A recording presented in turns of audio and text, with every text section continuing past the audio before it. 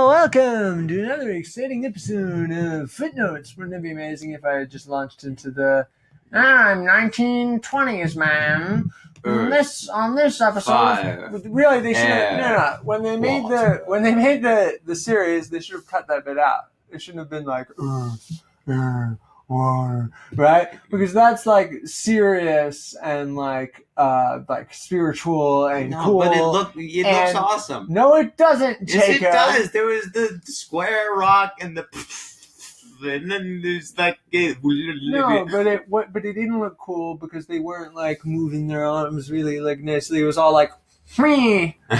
No, that's it was all like it looked one movement. Yeah, because they're earthbending masters. Because it was flash animation, Jacob. It was computer generated. Also, being a master doesn't mean that like your bending gets less cool. If anything, it becomes more complex and absurd. Like it shouldn't be, yeah. But they have more intense subtlety is not like a big thing in the Avatar universe. I don't remember. I'm pretty sure they did have some moves. Or whatever. Are you gonna let me say the thing that I wanted to say? What did you want to say? I wanted to say that they shouldn't have had that sequence. They shouldn't have had the sequence at the start of every episode. Shut the fuck up. They shouldn't have had that sequence at the start of every episode because it didn't fit the series. And it's like if you open SpongeBob. 20s announcer fit better. Well, the 20s announcer was stupid, but it was accurate to the tone of the series at least. Because the series tone. What does that say about it? It was stupid, is what it says about it. For those of you who are just tuning in, Footnotes is a writing podcast where we talk about movies and TV shows. And if you haven't caught on yet, I am not that big of a fan of The Legend of Korra. I think, and then there's like Avatar: The Last Airbender underneath it for like branding purposes, marketing choices, that kind of thing. You know what? I'm glad. I'm glad that they didn't make like, the animated, the comics that they came out with after the series. Yeah, I'm glad they didn't make that into a movie or something. Okay, I think it's a good thing that they didn't go that route. Those silly joke comics about the Avatar? No, the big one where they decided to make the Republic City.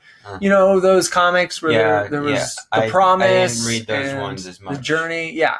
I'm glad that they didn't make those into episodes or a movie or something, because having watched The Legend of Korra background season 2, you realize that the writers for this show aren't the same.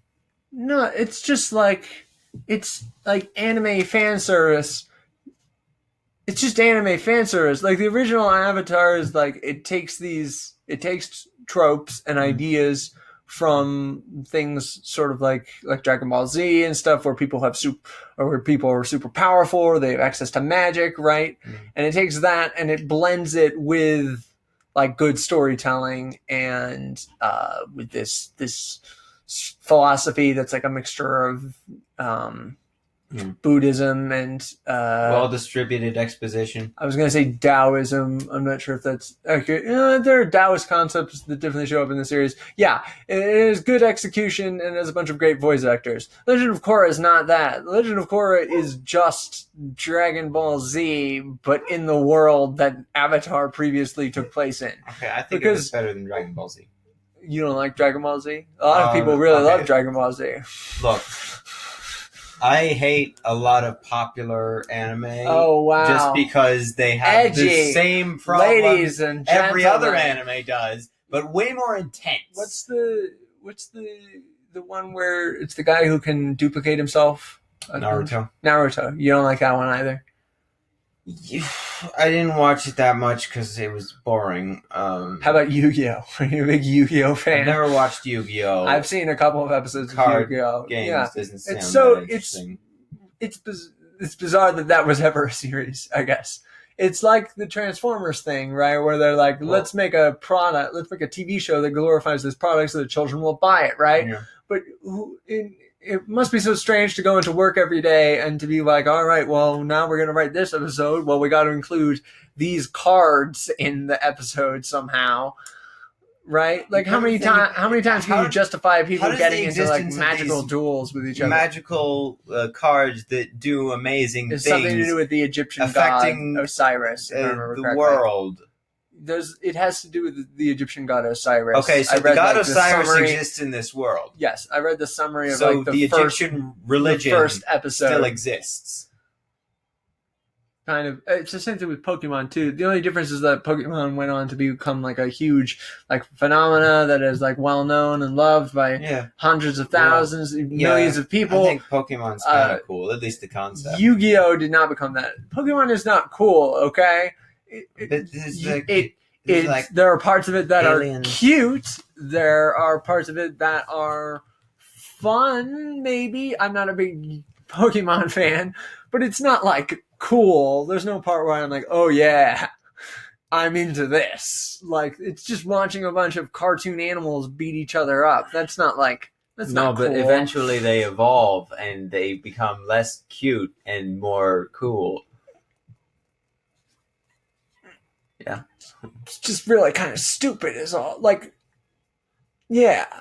No, I stand by my previous statement. Now, yeah, so Legend of Korra is not, it's not like emotionally or spiritually complex. Mm-hmm. I guess you could say it's emotionally complex. Some people would probably argue that because there are like ideologies that exist in the universe that are like contradicting one another. What but it's not Legend of Korra? Yeah, but the characters don't go through the same kinds of arcs that they did in Avatar, where it's like a person dealing with shame or guilt or abandonment and like coming to terms as their own person as an adult, right? There's not that in Legend of Korra. It's just a bunch of super powerful people beating each other up, which is why I compared it to Dragon Ball Z.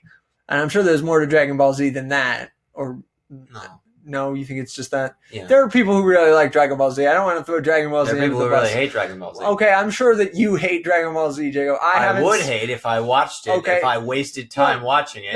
No, see, I'm not going to throw it under the bus. Having not watched I'll throw it under any bus. Having not watched enough episodes to justify that conclusion, all I can say is I think that's what went wrong with Legend of Korra, is you have giant energy people punching each other, and you have giant 1930s sci-fi horror movie robots marching through New York style cities going and she's controlling it with these the other spheres. Thing is steering spheres. I didn't even get that far in the series. After we stopped watching in season 3 because I think they took it off. They took it off the Nickelodeon website, right? So we weren't able to watch it for free. I'm pretty sure we were watching it on. No, Amazon. We watched it on the Nickelodeon streaming website. On Amazon. Okay, yeah, you watched the rest of it on Amazon, but originally we watched the first 2 seasons on the Nickelodeon streaming website, and I think they took it off at some point during the 3rd season. Those were the days, man. Just another great long when it was like Netflix and the Nickelodeon streaming website. Man, remember when we didn't have to worry if Netflix would shut down? Because other corporations are just gutting it constantly. Jacob, screw off, okay? I have no sympathy for the people at Netflix. They created Big Mouth. They know what they did. What's so bad about Big Mouth? It's not really that. It's not that bad, although it is horribly like self-indulgent to its own gross-out humor. Yeah. I'll say about Big Mouth. It is emotionally stirring, but it's also a ripoff of Rick and Morty. So, and Rick and Morty isn't that good of a show either. I'm just burning all the bridges today. I hate Netflix. I hate Pokemon. Apparently, I hate Dragon Ball Z. I don't hate Dragon Ball Z. I haven't seen enough. I've seen enough Pokemon to know what I do and don't like about it. Yu-Gi-Oh? Yu-Gi-Oh! I think is a cool idea. I mean, it's Naruto? it's like a nerdy cool idea. It's not a good idea. I haven't seen. I saw one episode of Naruto, and it's the first one. Yeah, that was the same one I watched. It was very surreal, difficult to parse what was going on. He has like a demon in his head, doesn't he? A demon in his head? It's like fucked up. I think he was born from the guts of a snake. He was born from the guts of the snake. Yeah, that's the problem with Legend of Korra, is that it's just giant, super powerful people beating each other up. Like Mako never goes through an emotional. Mako? Mako. Yeah, Mako. See, I said it correctly the first time. You said Mako. Mako never goes through an emotionally complex arc like Zuko. Korra never goes through an emotionally complex arc like Aang. And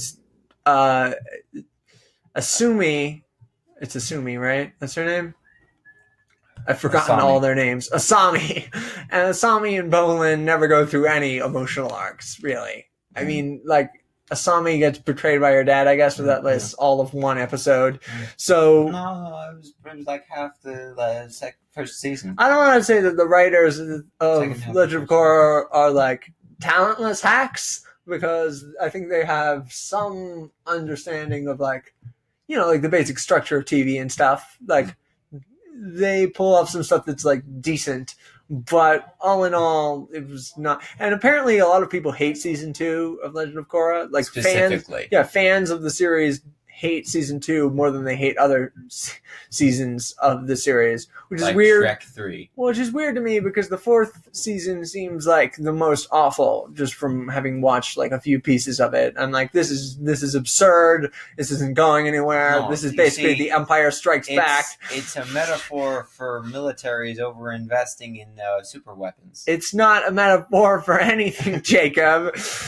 And if it was a metaphor for the Cold War or something, then it wouldn't be one side building a giant robot. It'd be like an escalating series of conflicts between which again would have more stakes and be emotionally complex, because you would be dealing with multiple national identities and like issues about it, like national anxiety and territory disputes, that kind of thing. There would have political intrigue. There's none of that in Legend of Korra.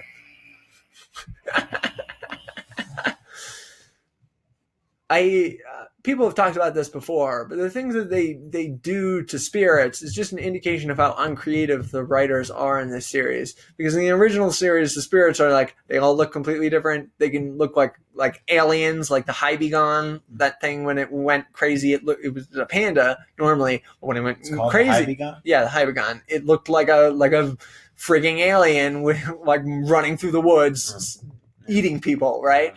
The face breath. Yeah, the face eater. It's like a giant centipede that has a bunch of animal and people faces. That's like a D&D style monster. That's like crazy creative, right? Also, existence of the blue spirit confirmed. The blue spirit. Oh, does that happen in the? Yeah, he shows the blue spirit when he's trying to shock him. Oh, he does? Yeah, with the blue skin and the fang. It's pointing up. No, but that person, like that creature though, looks different. Like it doesn't have the same eyes. Of course, it doesn't have the exact same facial structure as the mask. You're saying that the mask was based off a spirit that was eaten by the face stealer. Yes. All right, I'll believe that. That's a pretty cool Easter egg. Yeah, but the spirits have none of the same personality in this. When one of the spirits marches into the southern ice pole and destroys a bunch of shit, it just looks like a big blob person with like, it doesn't look like a whale, it doesn't look like a bear, it just looks like a blob person from a Studio Ghibli film, which Studio Ghibli films are good, but it's not Avatar. Avatar had these specific like animal related or place related creatures, spirits. There was this one floating snake turkey squid at the end of season 4, and he did nothing. Yeah, that happened. So, for those of you who haven't seen, we already did Footnotes of the first season, and a third poll. Yeah, that's right. What a stupid way to end the series. Jesus. Every interesting idea just gets thrown out the window with this series and like recycled into garbage later. Yeah, and that's what I'm saying is that it's too much like self fan service because the spirits are all just look like Pokemon, right? Like the spirits, they end up being, the spirits are everywhere across the world now because it's linking between the whatever bullshit they say at the end of this season 2. So it's just a bunch of like cute little Pokemon walking around. Meanwhile, you've got giant battles where Korra is going Naruto style, transforming into a giant energy being and fighting another energy being next to a city, right? It's just like kaiju battles, basically. And then you've got, and the 1920s radio announcer guy is the most absurd because that bit hasn't been funny since Conan O'Brien did it, and Conan O'Brien isn't that creative of a comedian. But he wrote in The Simpsons. When The Simpsons, what seasons though? I don't know, probably the season between season 3 5. and 9. Season 5 is where it like peaked. No, I think it was in season 9. No, season 9 is not where the series peaked. Okay. If I recall, there's like a couple of. Peaked. If I recall, there's like a couple of good episodes in season 9 because the show wasn't terrible at that point, but it wasn't like okay. It peaked at season 5. It probably had Conan O'Brien in it then. Yeah, well, I'm not saying Conan O'Brien is a talentless hack, really burning a lot of bridges today. I'm not saying that Conan O'Brien is a talentless hack that deserves to be boiled in gravy.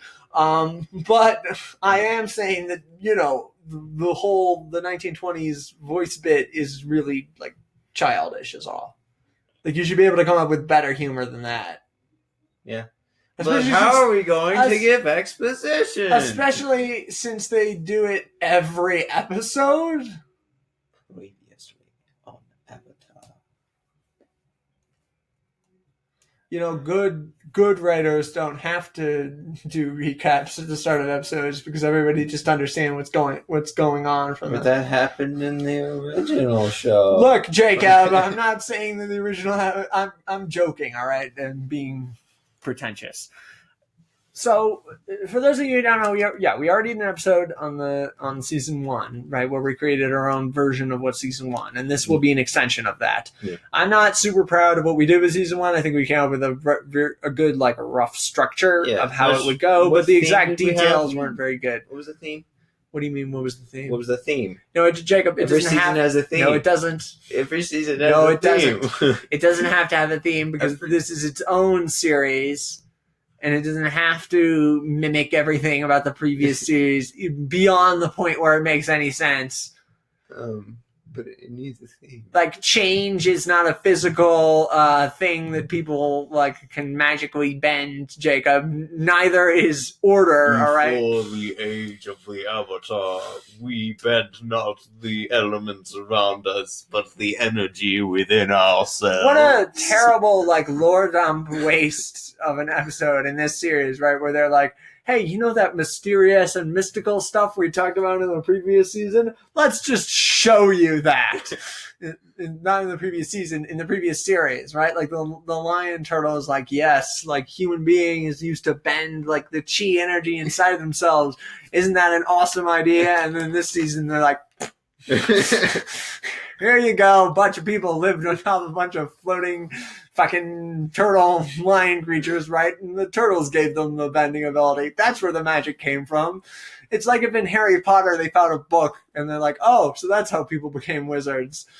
They were given power by the Griffins or some shit. That would be terrible. It would not be good. It would not make it better.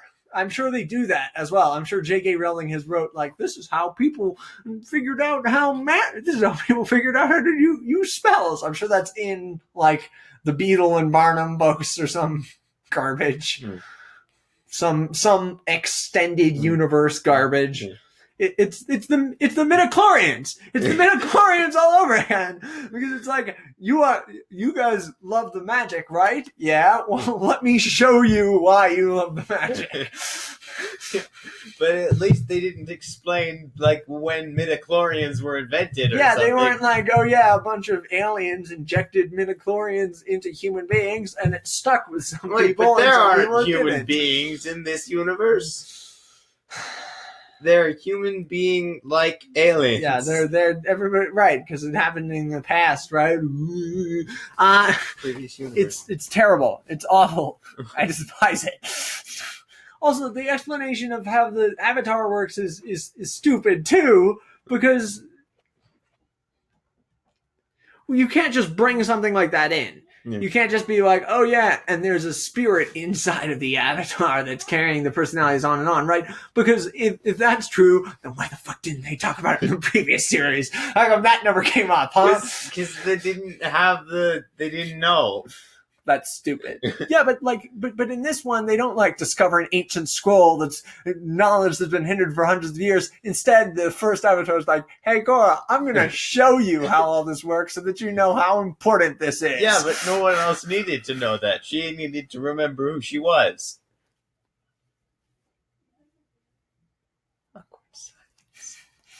So our version of the series basically has Korra. I forget how old did we decide she was? Like 14? 12? Okay. 14, I guess. It starts when she's like 14, if I remember correctly. Starts when she's 14. The White Lotus are like overly controlling and oppressive of her, basically because they're paranoid about the Red Lotus attacking, and also because they're like stodgy old men who don't know what they're doing. Right? Like they have no spiritual understanding of things. It's all like practical knowledge for them, basically. So the White Lotus has been corrupted over the past like 70 years or some shit, right? Basically, Tenzin ends up leaving that. So Korra runs away. First, she's kidnapped. Yeah, she's kidnapped by the Red Lotus. She gets brainwashed in the first season. She almost helps them start like a volcano and destroy like a bunch of shit, but then she ends up stopping it, right? She, temporarily defeats the Red Lotus, escapes with her friends, Mako and Bolin, who are like orphans because their parents got murdered by the whale spirit that attacked the city to begin with. Again, you may want to go back to that episode of Footnotes. There's a lot that we'll be referencing there. But also, Korra has a friend named Akko, we said? Akko, if I remember correctly. Akko. You should write the name down so you don't forget it. Akko. I don't think it was Akko. Was it Akko? Was it Yakoma? Akoma? Oh my! We really should have remembered this. No, we shouldn't have. Akko is fine. Look it up. Go to your file. No, I can't. This is how it works. Phone. I don't have the videos on my phone. The document. No, you don't understand. That's on a separate Google account than the one that I have linked up to my phone. To keep like the information separate. I cannot go to that stuff because I don't have those accounts on my phone. I can't go to that information right now. Akko is fine. I'm pretty sure that's what her name was. Or it was either Akko or Yoko. It wasn't Yoko. I'm just thinking of Yoko Ono. It was not Yoko. Rest in peace, Yoko Ono. I think she's still alive. So that's, and then Akko took the bear Nala, the polar bear dog Nala, and she got kidnapped by pirates, and then I think the pirates got like attacked or something, and she escaped basically. I think she met up with them. I think the way that we ended it was that Korra, Mako, Bolin, Akko were like they're traveling the world to teach her how to be an avatar so she could defeat the Red Lotus, and they're gone rogue basically. Teaching her how to be an avatar? No, they're just gonna try and find people because they don't like the way that the White Lotus is doing things. Yeah.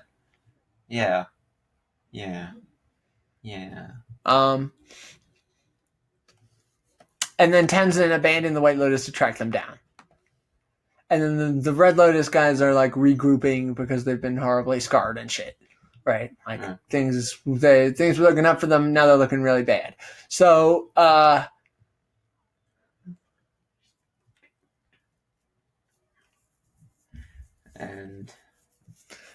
So episode 1 of the new season is we had a plan to introduce God. Now I can't remember his name.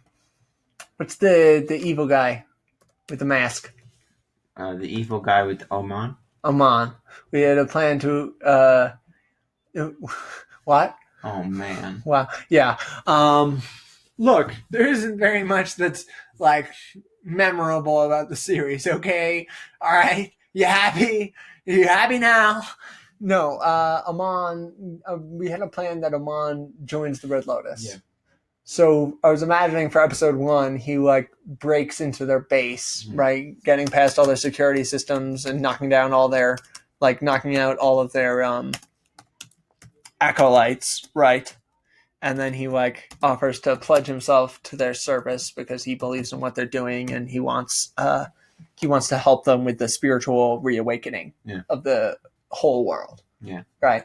And they're like very suspicious and and then they like put him in a cell, right? And they're going to like try him out basically in episode 2. And in episode 2, we get to see him like fight all of them.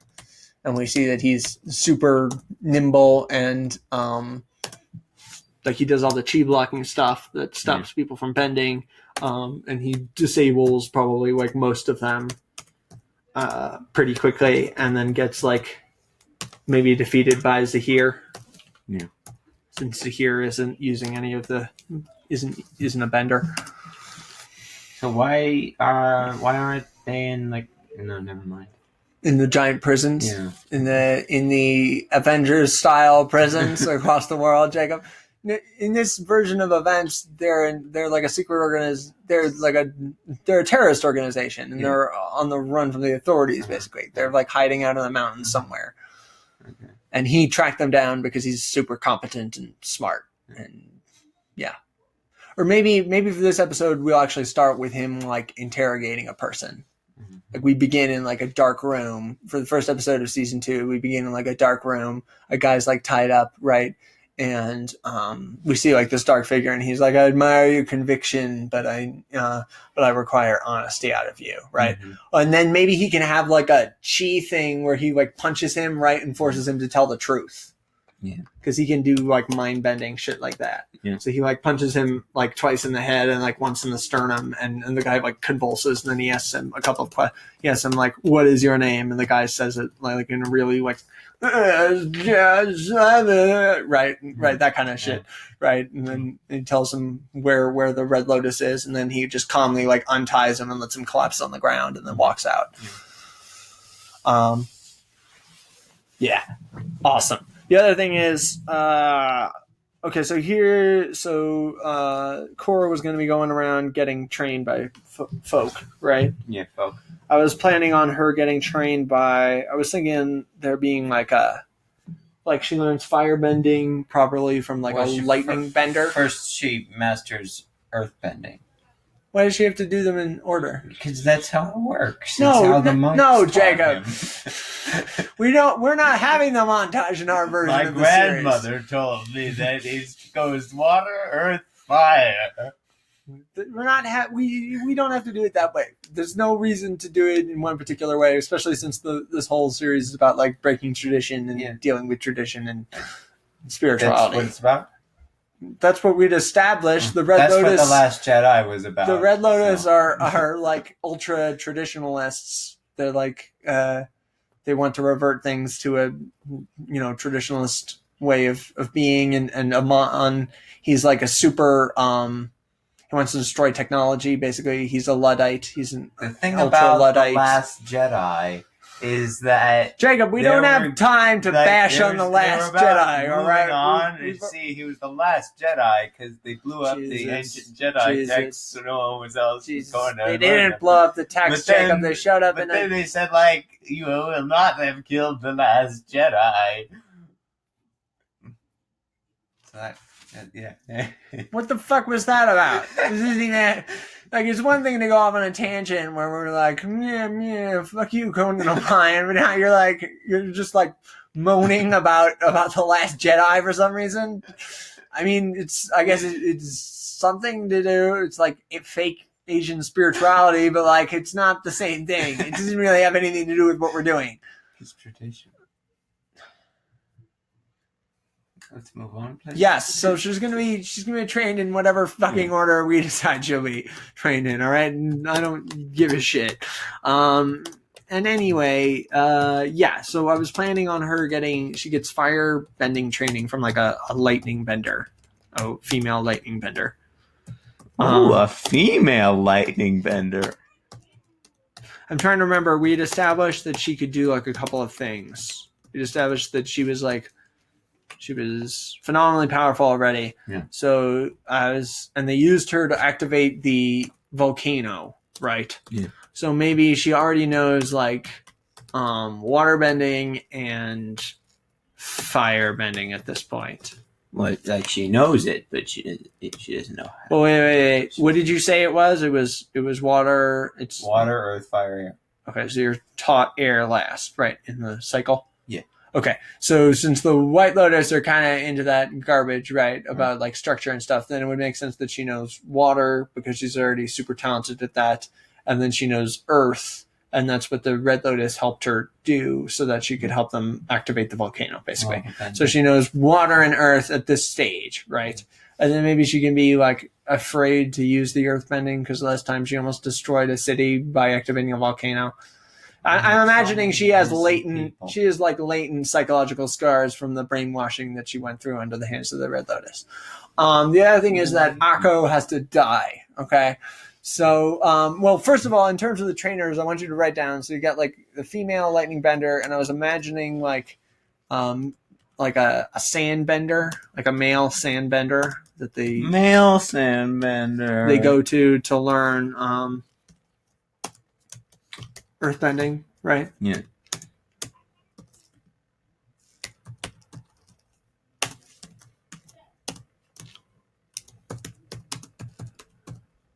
And then maybe I was thinking that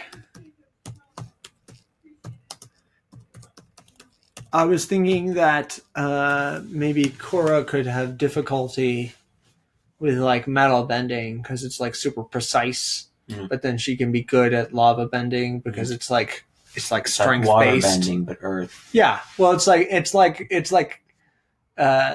like destructive and like burdensome, and she's like super athletic, so it makes sense. She'll invent liquid metal bending. No, Jacob. Well, yeah, sure. At the end of the series, when she goes like supernova and kills all her friends, sure. Spoilers. Yeah, no. So yeah, earthbending. She learns more earthbending from the sandbender guy, and then. Did we want her to learn all of the elements in this one season? Because I'm imagining they have like a climactic confrontation with the Red Lotus at the end of the second season. And the Red Lotus persists again. And then the third season, because what I'm imagining is the second season ends with the Red Lotus murdering the Earth Queen, right? Yeah. Third season, we get like a bunch of civil war going on in the Earth Kingdom and like the rise of what's her face? What's the evil woman? Kavira, Rise of Kavira, basically, and the Red Lotus fracturing, right, basically between Zahir and Amon having like conflicting ideas, and then Amon inevitably killing Zahir because he's more badass than him, taking over the operation by brainwashing the rest of the members of the Red Lotus and creating a communist army to destroy everything, basically, and remake it. Yeah, they're Marxists, all right? They're Luddite Marxists that want to... Wait, Luddite? Since when is he a Luddite? Will you oh my god, I'm gonna kill you! Amon, yeah. Yeah, but he had this right-hand man with the cattle prods. That wasn't Luddite. Not in this version of events, he doesn't. Okay. In this version of events, he's just a fucked up guy who finds the Red Lotus because he knows that they can help him with his mission, and then he uses them to become like the leader of an army. Well, I mean, he doesn't have to be. If you want, it can be that he isn't a Luddite because. So the whole thing with the Red Lotus is that they don't like the way they don't like how bending is used nowadays because in the Legend of Korra universe, the bending is now used for practical purposes. It's used to like craft things. It's used to make machines work faster. It's used to do fishing, right? And they're like, that's not the way it's supposed to be used. This is supposed to be like a deeply spiritual thing, and you're like perverting it and corrupting it, and society is becoming more secular, and everything's being meaningless, right? People are turning away from the spirits, and the spirits are getting angry because of it, right? So that's their philosophy. What I was imagining is that Amon's philosophy is that basically, people who have bending are like they are in an advantageous position, right? And then also, but the way that they use bending is inherently like counterintuitive. The way that they use bending is not for like the social good, like the good of everybody in the group. It's not a collectivized way. It's people who use it purely in an individualistic way, which is destructive towards themselves and everybody else. So in his mind, we have to destroy these structures that are based purely on I'm imagining that the royalty in this world is determined by how powerful you are as a bender, right? Like the Earth King maybe wasn't that powerful of a bender, but he came from a line of powerful benders. And like Fire Lord Ozai, he was super powerful. Zuko and Azula, they were powerful because they were royals and because they had the royal blood, right? Mm-hmm. So with that in mind, the power structures in this world are based on how powerful you are as a bender. The monarchs are determined by their connection to the elements, basically. Monarchs? The monarchs. Yeah, because there's monarchs and there's no presidents. They all have monarchs? Yeah, pretty much. The water tribes have chieftains. The Earth Kingdom has a king. The Fire Nation has a emperor, sort of. I mean, they might have a slightly different system at this point in history, but they still, like, all the money and power is amassed in these families that are specifically chosen, that are, they're regal because they come from powerful benders. Yeah. So he wants to destroy that and force and create like a state where everybody works for the common good and where people's talents are used. This down. I'm not great at this. We don't have to write down all of this as long as it's recorded in the thing. So, episode 1, badass, but here is more badass. Male salamander teaches Earth.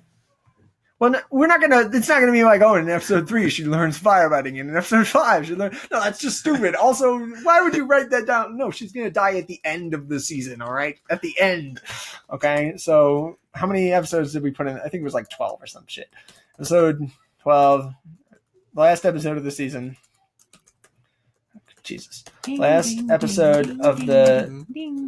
So if you want it to be, then it could be that Amon believes that like technology is the great equalizer between benders and non-benders, and he's going to use technology to help him destroy these structures, right? So he has a Luddite? Yes, and that can be part of the conflict between them. That he wants to use the technology to.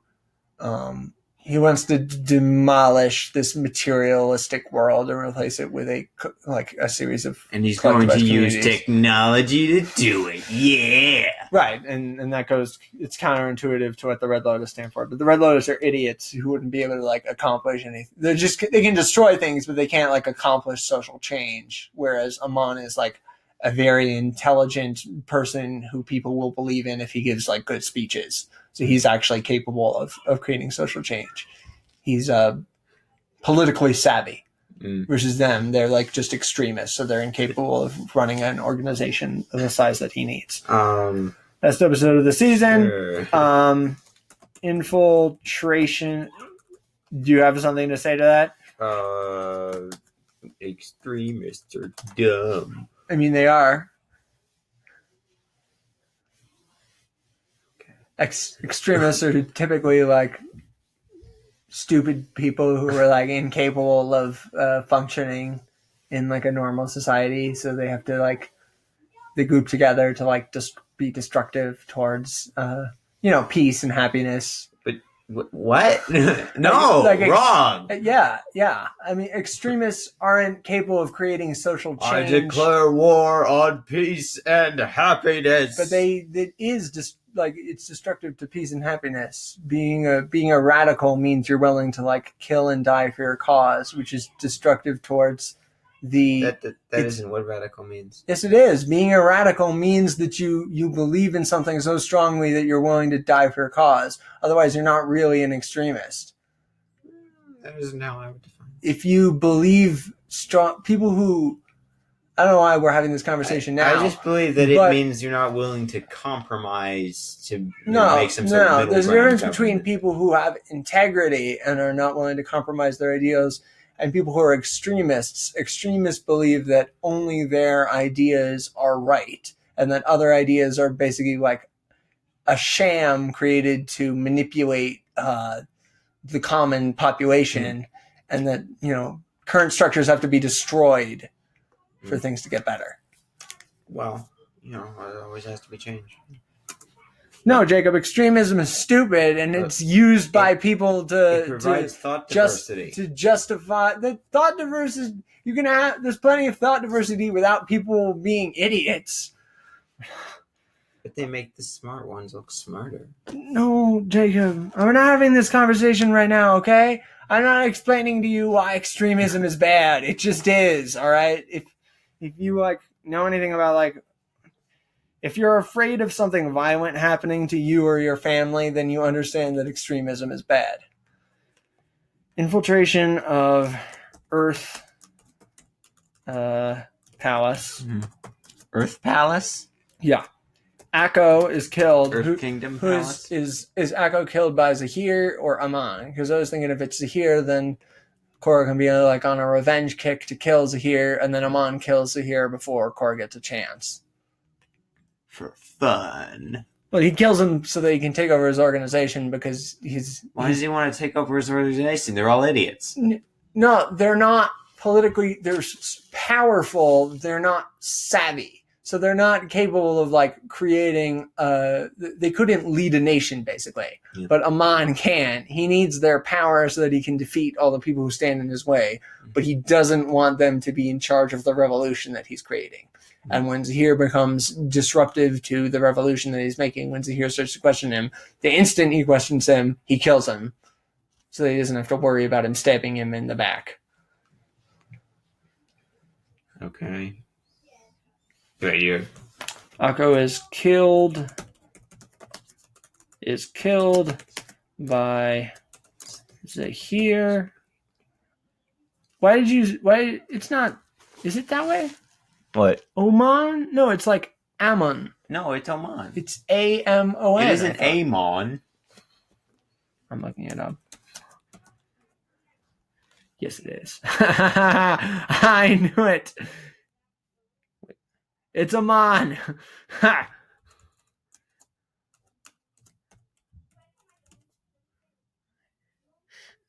Oman, you're not even a real fan of Legend of Korra. All right.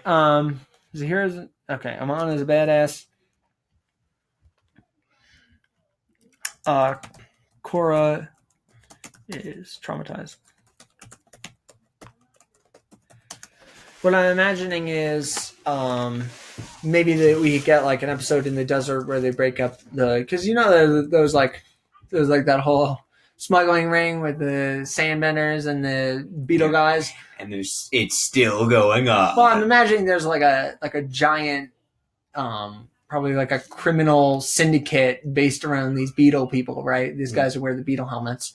I'm imagining a giant criminal syndicate happening in the desert because the desert's unincorporated Bandit territory. City. What? Bandit City. Yeah, Bandit City. That's a good name for it. So, Bandit City, and then male Earthbender Master has been kidnapped by the Beetle Mafia. Korra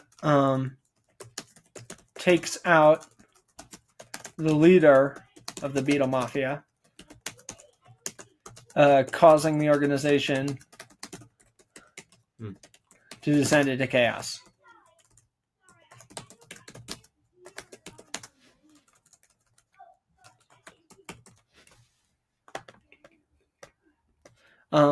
What else? And then, I'm imagining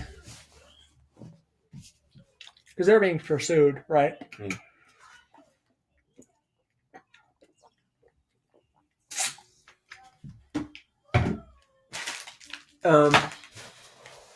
So that's sort of the arc around them meeting the Earthbender Master and her like developing those skills, right? Yeah. What do you think the arc surrounding the Lightning Bender should be?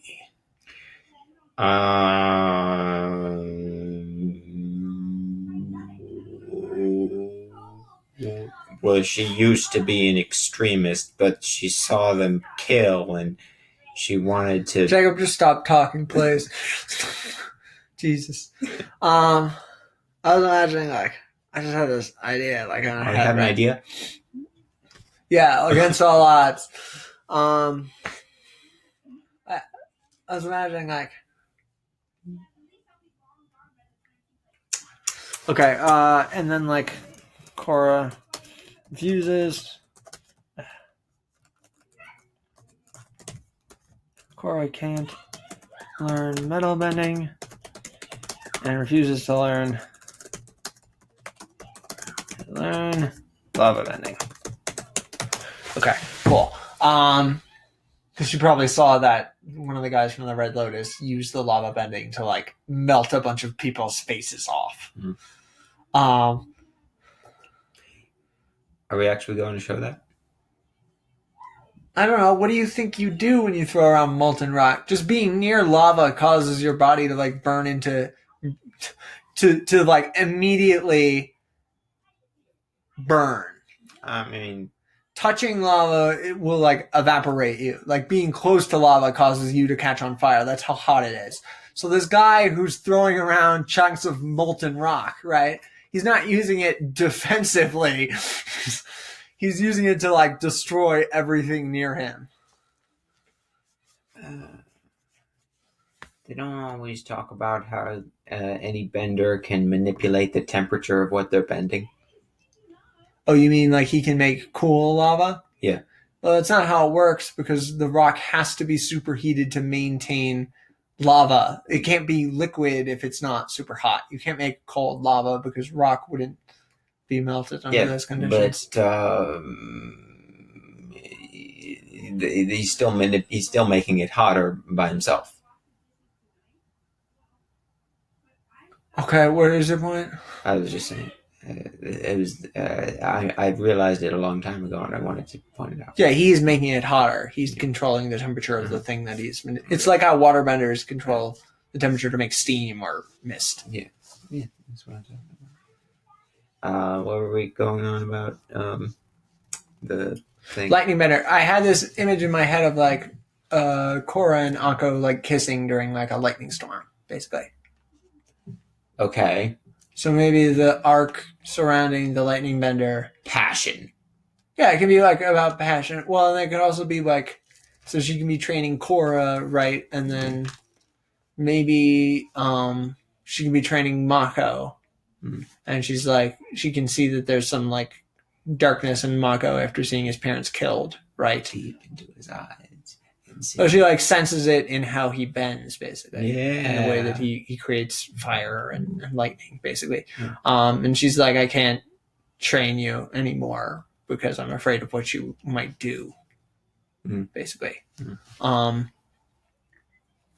Right? Yeah. Yeah. Yeah. So that can be the arc for that. Lightning Bender sees darkness in Mako. Can't train him. Bolin tells Mako that to forget the super wise woman. He's a great person, and he cares about his friends, and that's all that matters. How old is this woman? The woman? I imagine she's like in her 50s. Okay. Maybe she's like, she can look deceptively young. Actually, I was imagining her being rather young. So like she's in her 50s, rather young. No, I was imagining her being like 20 something. Yeah, that's what I was thinking. Okay.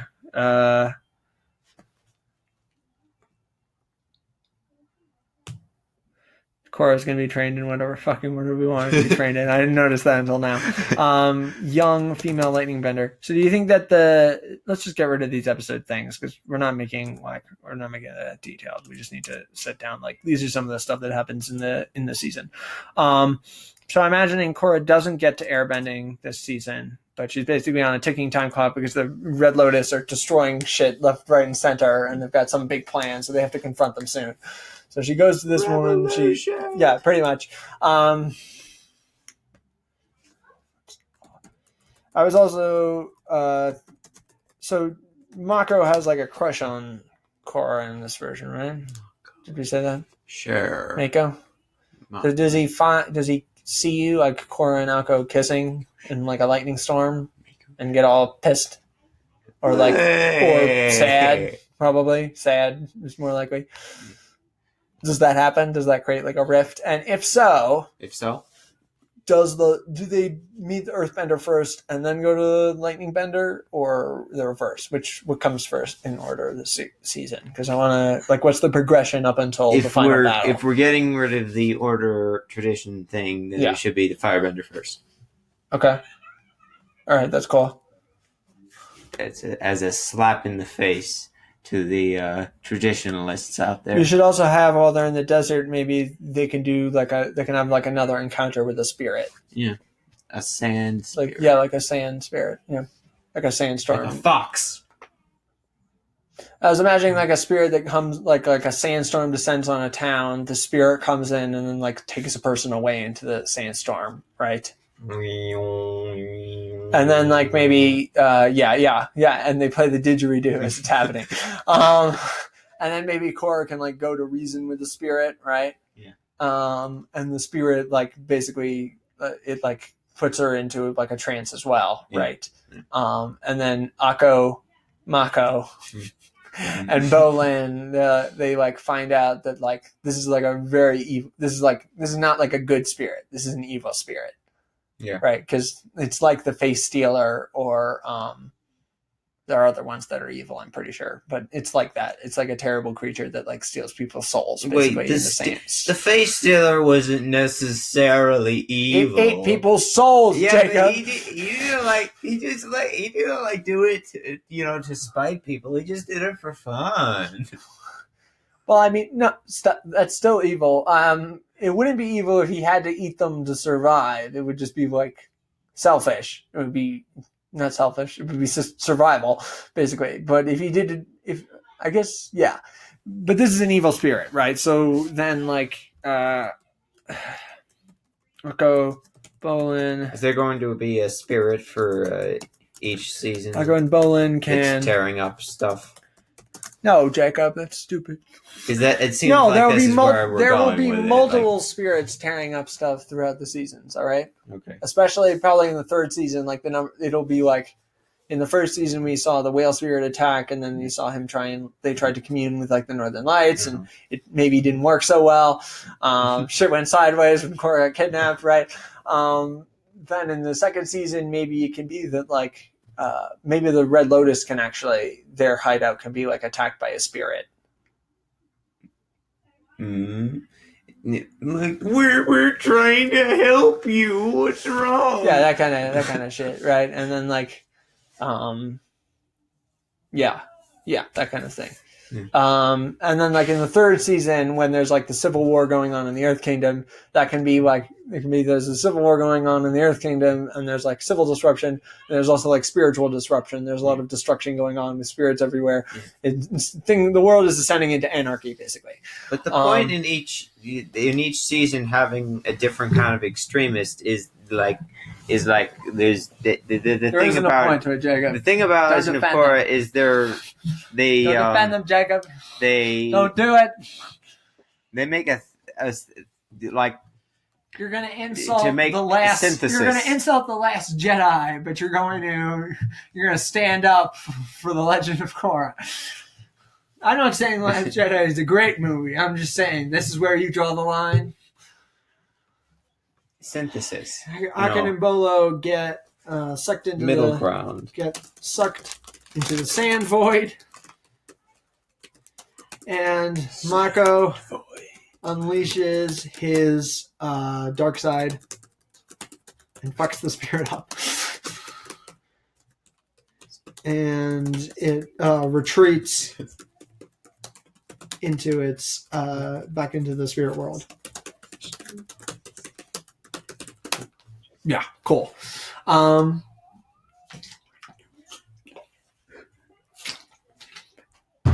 What else? Tenzin. Does Tenzin catch up with them this season? I'm imagining yes.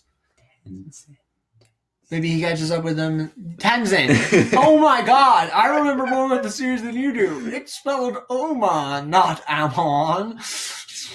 Jesus. Tenzin. The J.K. Simmons, Jacob. The Airbender. The J.K. Simmons part didn't quite help. Yes, I remember. J.K. Simmons. Get me pictures of Spider-Man, J.K. Simmons. That's J.K. Simmons? Yes. Huh.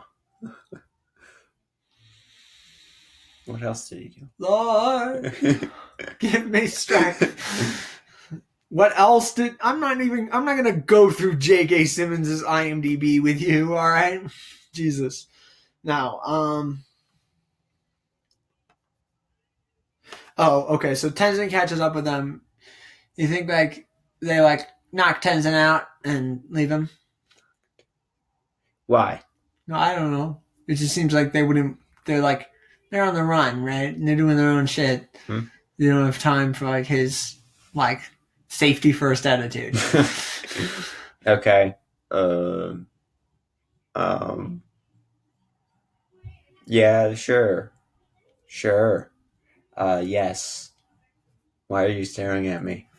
I'm scared. Well, what if... I think, like, what if they're like... It's too dangerous. Bolin, you go with Tenzin. Ha! Bolin, you loser. You have to go with Tenzin. Yeah, no, that kind of thing where they're like, when he, like, Earth Kingdom's under attack. We're going to deal with this shit. Bolin is not nearly powerful enough to fight these things. And he's like a goofball. And if anything happens to him, then none of us will ever forgive ourselves. So you go with Tenzin, Bolin, right? Yeah. And then, like, Bolin learns self-worth with Tenzin. Uh-huh.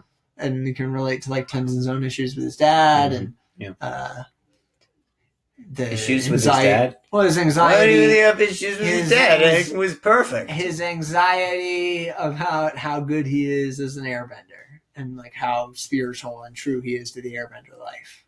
Right? Yeah. How authentic he is. He's afraid of being a poser, which ties into the traditionalism versus the modernism. Fog of insanity when that happened. What? Say what? The fog of insanity. Oh, the part in the spirit world where they all go into a fog and they go crazy. The cannibals. Yeah, definitely not ripped off from anything. That sequence, yep, totally original.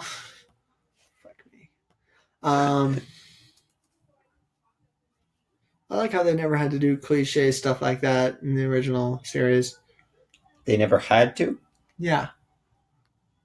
And why did... There isn't a part in the original Avatar where they're all like, oh, they all get... Because that's a thing that happens in the Dungeons and Dragons cartoon, Jacob, where they go into this, like, house and then everybody sees their greatest fear and they all freak out, right? Okay? That's something that happens in the Dungeons and Dragons It's weird cartoon. How their greatest fears, they're never mentioned in other episodes. Like, they never taken as part of their character. Like, it's weird that nobody in the Dungeons and Dragons cartoon... Oh no, my worst fear, losing my classes. Yeah, it's weird that nobody in the Dungeons and Dragons cartoon is like an actual class from Dungeons and Dragons. There's like one of them is like the shield carrier and the acrobat, right? There isn't like the cleric and the rogue and the wizard. They're just people who carry around various weapons. What a terrible show. What an abysmal waste of time. No, I think it had some redeeming qualities. It was a terrible, and Legend of Korra did the same shit as the Dungeons and Dragons animated series. Jesus. All right, so Bolin, you go You go with Tenzin. Right? Yeah. Tenzin. Don't worry, Bolin. learns- We're going to have some nice adventures together.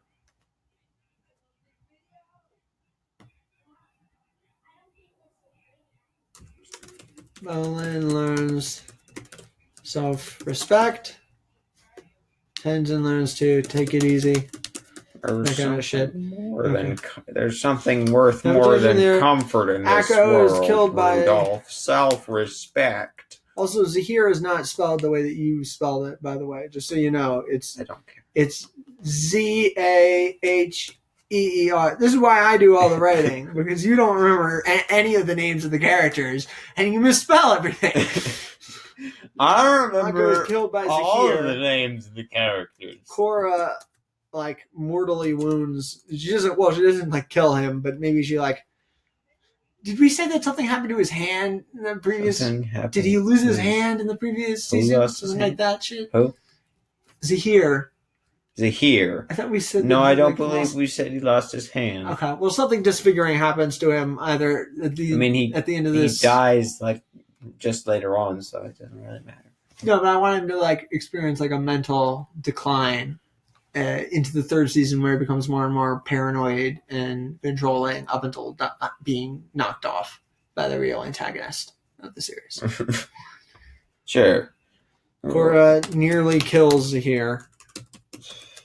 Yeah, he lost his But is hand, but he can knocked still create a portal Back by the with his Tibet magic. a portal. Nobody didn't open up portals, Jacob. That's not a thing that happens in the Avatar universe. A portal. Somebody can like open up like a door in water or something. You're just you're making the Doctor Strange symbol. Nice. Garbage. Doctor Strange. Not that great of a film. Korra nearly kills Zahir, but is knocked back by construction bender, by the combustion bender. That would be cool though. The builder. As opposed to the combustion bender.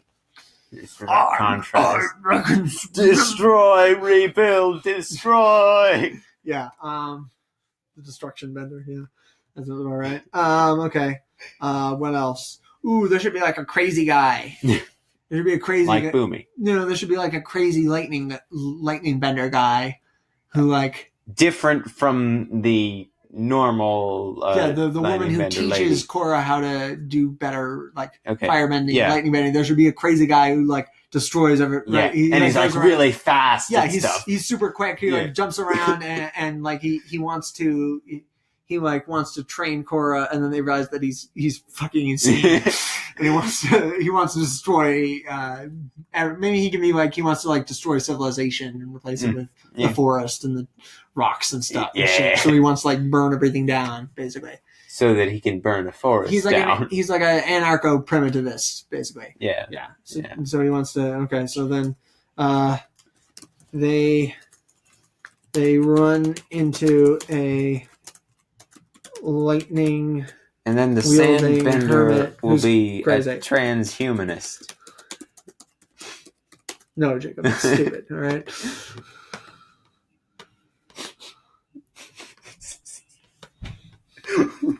All right. I think we've got. Yeah, I think this is decent. We have like. One more thing. A Sammy. Sammy. Yeah, is she going to show up in this? Asami? Yeah, I'm imagining she shows up in this season. She's still a rich girl, because, right? Yeah, because Okay. Korra and her have to kiss at the end of season 4. So, or before then, depending. So they meet before Akko dies. Yeah, I was imagining so. Although I'm not sure. Should she be traveling with them, or maybe she can be a character that they meet along the way. Okay. Right. So at first she's just like one of the random people they meet along the way, and then in the third season she comes more into her own as like a character that they consult and they need her help, and then in the fourth season she's like a main character. Mm-hmm. So she appears for a little bit, and then she goes away, and then she comes back later. Right, like Suki. Yeah, kind of. Yeah. Okay. Yeah, like Suki. She's like the Suki of this, except she's Korra's love interest, not the Lancer. Bowen's. Isn't Zuko the Lancer? Because he's like the opposite of Aang. Oh. Sokka is the smart guy. Oh yeah, I guess. And Toph the big guy, and what's her face? Katara is the heart. Yeah, yeah. See, I knew the order there was. Sokka's the Lancer. You don't even know what you're talking about. Okay, so I mean, he was the Lancer. So when should they meet Asami? Should it be okay? First of all, is there a capital city in this version? Because I think the idea is kind of stupid. Republic City. Whatever, Jacob. You're not even a real Legend of Korra fan. No, I'm not. I hate it with a burning passion. Should there be a Republic City in this? Sounds pretty extreme, Should there be a Republic City in this version of events? Don't do that. That was so half-hearted. If you're gonna throw it, you crumple it up. You gotta twist it. Twist it. You twist the paper, not crumple it up. He's lighting the flue. He's lighting the flue. Meanwhile, us human beings are freezing to death. Really not getting comfortable. Okay. Where do they meet Asami? Is it in the Fire Kingdom? Is it Fire Kingdom? Is it in the Fire Nation? It's all stupid. The names are stupid anyway. It's a children's show. Is it in the Fireplace or the Earth Place? Or is it in Republic City? The Fireplace, yeah. Get Asami out of my fireplace. All right, first of all, is there a Republic City? I vote no. Well, since I'm already outnumbered, I also vote no. I win in the case of a tie. Do you want there to be a Republic City in this movie? No, not really. Okay, so there's no Republic City. She's just she's part of a powerful king family, like the powerful family they're super industrialist in the Earth Kingdom, basically. Yeah. Should they meet her in the desert, or should they meet her while they're going to the desert? Like, I'm imagining there's like a subplot where there's a strike going on, right? Not like there's right with her factory or something, and then it turns out that the Red Lotus are kind of connected to it. Maybe that can be the first time that Korra meets Amon. Okay. Yeah. I'm a bit confused by the order of this. Yeah, they go to the Fire Nation, right? I was really attached to Amon's name starting with an O. Jacob. You have to move past these things, okay? That's what Avatar is all about, is, moving past shame and guilt and wanting people's names to be spelled differently than the way that they are. The big three.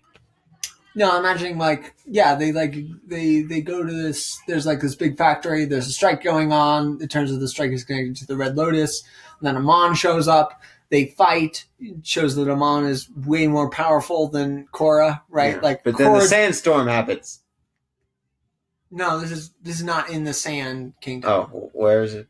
This is in the Earth Kingdom, on the way to the Sand Kingdom, in one of the big cities. Okay. It can be in the one that Boomy rolled over, because that city had a lot of the southwest. Yeah, the southwest. Well, no, but it could be in the northwest because they're coming from the Fire Nation to the I guess so. So, yeah. Small planet. They're spending a lot more time traveling in this version, just because they don't have a flying bison. So they don't have a fast way to move around the globe. So they're spending a lot of time on boats and trains. Yeah. I guess wonder, transportation is faster in this world, so they're not spending that much time, but they are spending more time traveling. Is there another side of the planet? The map only shows one half of the planet that exists. It's a globe, okay? It's wrapped around in a globular. That's why the thing, if you, yeah. Because it's a globe. There's much going on. It's a globe on the planet. There's a lot of things going on. How dare you? There's the island, the one continent, and the two poles. That's it. No, there isn't. There's also the air temples. Yeah, in random places. There's 4 air temples, and they're all tiny islands. Yeah. There's a bunch of tiny islands all over the place. You got your own archipelago. Plus, like, barely. There's plenty of stuff. I'm sure there's more stuff in the southern and northern water kingdoms. You just don't get to see them. So, they meet Asami when they find Amon recruiting people for his revolution.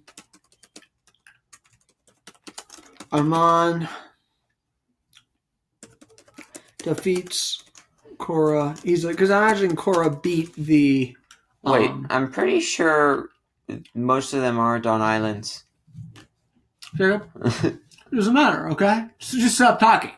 The Amon defeats Korra because I imagine Korra defeated when she like turned against them. She defeated the Red Lotus pretty easily because she's like a powerhouse. Yeah. But when she fights Amon, who's like super quick and clever and like just dodges every attack. Yeah. But then the crazy guy comes in and electrocutes him on.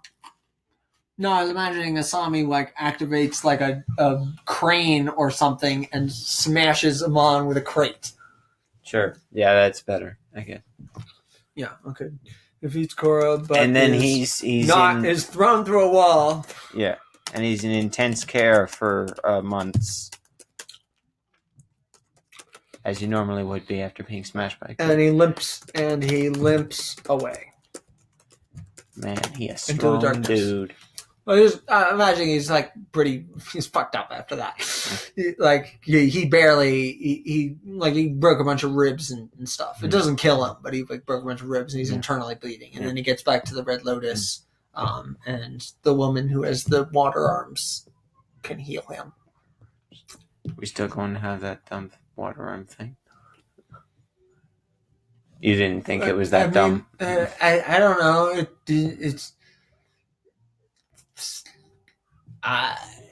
It doesn't really matter to me. Do you want it to be? I mean, it doesn't have to be, but we have to go up with something. No, but how did she lose her arms, though? I think she was either born without arms. I think she says, actually, in the series, she says, like, she was born without arms.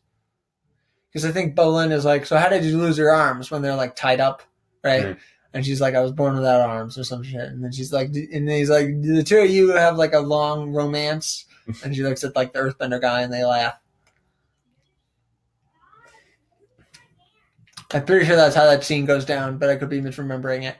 It doesn't matter, okay? But if, like, I'm not invested in her not having arms. Okay. But then how will she look cool?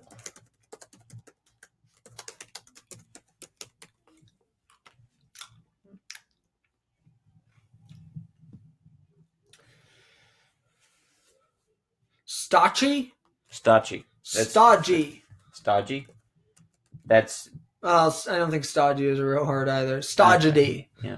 Well, then, crotchety? Were you thinking crotchety? Crotchety is the word that I was thinking of, yes. Stodgy. Okay. The Red Lotus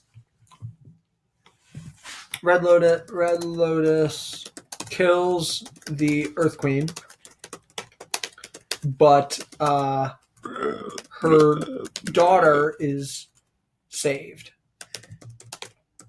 And she's this tiny little girl. How old do we want the Earth Queen to be in this version? Because she's super old in the... No, I guess she's like in her 40s or 50s in the series, but she's... she's old enough that if she had a child, it wouldn't Weird how she looks like kind of exactly like that one lady at the Peaceful Fairy Ride. Animation is hard, okay? You can't just, coming up with a coming up with a new face for every character is difficult, all right? I'm sure if you compared them, they wouldn't look that similar. They just have like vaguely the same. They did look very similar, but that's not the point, okay? All right, so I think we did a good job here, right? I think we've come up with some good ideas. Fairly descriptive. We got some good stuff in there. Yeah, that's good enough for what we're doing. And then in the third season, they're going to have the Civil War, and things are going to break down more, and Korra's going to have a revenge plot. Amon's going to take over. Kavira's going to rise to power. It's going to be crazy shit's going to go down. Goes down. Yeah, grief. Grief's going to be a Grief. big thing. Mako's going to... That'll be the theme of Mako the season. is going to turn Grief. evil. Season 3, grief. No, Jacob. The seasons are not going to have one-word titles, okay? That's stupid, all right? From here on out, no title. Every episode is just a number. Perfectly balanced as the whole thing should. Also, I hate that they were like, oh yeah, season 1 of Legend of Korra is actually book 4 of the... It's so stupid. It's not a continuation. There's nothing about it that's a continuation. It's just a thing that takes place later in the same universe. Because she has to master airbending. No, it's stupid. She hadn't mastered it by then. Rely on the strength of your own show. Don't piggyback off the strength of other shows, okay? So how did she... No, never mind. I don't want to hear a word. She learned how to bend earth and fire on her own. Yeah, it's stupid. This is why I hate the series, Jacob. It doesn't make any sense, and there's no part of it that's fun or interesting. But what about... Thank you for watching. Please like, subscribe, leave a comment if you think you know how you would fix The Legend of Korra.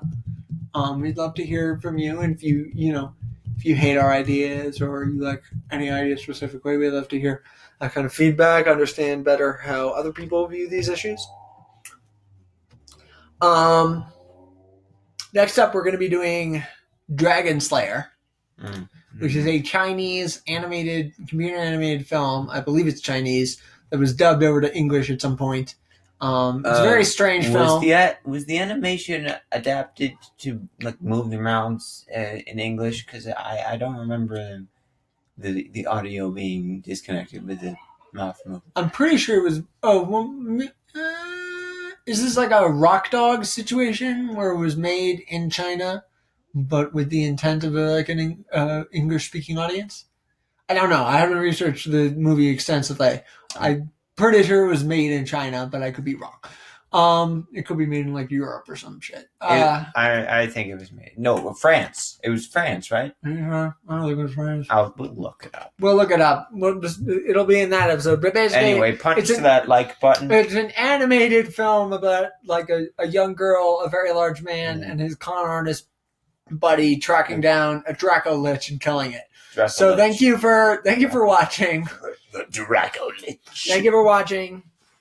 And remember, next week, more exciting things will happen. On the Footnotes podcast. There probably won't be an episode next week. Thank you for watching. Podcast. Have a nice day.